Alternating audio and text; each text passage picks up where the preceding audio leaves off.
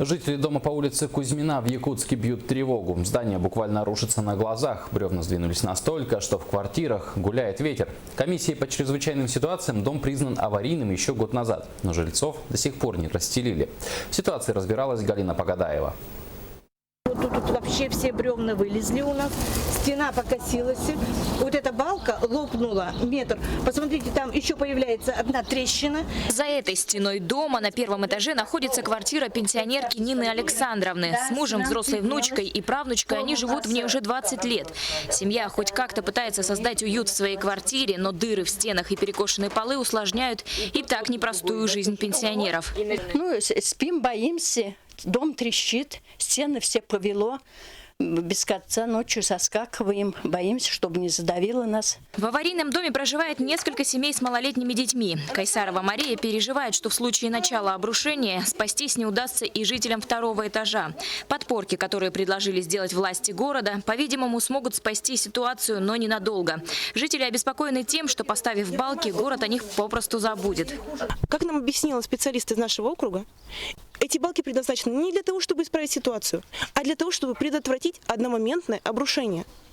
То есть, чтобы мы элементарно успели выбежать, если дом начнет рушиться. Если сейчас мы, например, выбежать не успеем, в любой момент он рухнет и все. На экстренный случай у молодой мамы уже заготовлены все документы и личные вещи в отдельной сумке. В таких условиях жители ветхого дома вынуждены находиться уже несколько месяцев. Однако еще год назад состоялся суд, по решению которого столичную администрацию обязали расселить квартиры, предоставив другие жилые помещения. Совместно, как исполнители вот этого решения, работаем со службой судебных приставов. И способы здесь могут быть разные. Из-за того, что на сегодня отсутствуют свободные муниципальные квартиры, мы обычно предлагаем денежное возмещение. Прийти к общему знаменателю у жильцов и ДЖО не получается. Одним из вариантов для переезда был предложен деревянный многоквартирный дом на Кальвице. Еще более раннего года постройки, 60-го, также ветхий. А суммы денежных средств за 26 квадратных метров аварийки хватит разве что купить комнату на окраине. Как пояснили в службе судебных приставов, исполнить решение суда администрация должна в двухмесячный срок. Исполнителям применяется меру принудительного исполнения, вручается требование об исполнении решения суда.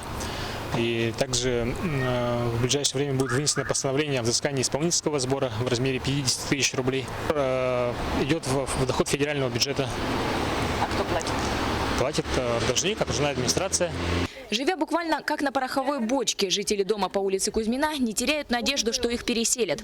Однако когда и куда, никто не знает. В настоящее время в новые дома заселяют жителей аварийных домов, признанных таковыми до 1 января 2012 года. В планах ДЖО переселить 352 квартиры. Галина Погадаева, Василий Слепцов, НВК «Саха», Якутск.